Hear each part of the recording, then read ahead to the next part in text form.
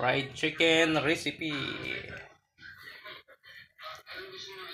Wow.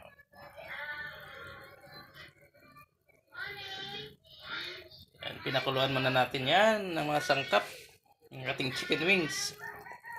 Spicy to, spicy fried chicken. May sili. Nilagay nating ingredients dito, mga sangkap natin, pampalasa, yung bawang, sibuyas, tanglad, sibuyas dahonan, yung ating sili. Lagyan natin ng patis yan. Paminta. Ayan o. Siyempre ating chicken wings. At tubig. Konting MSG.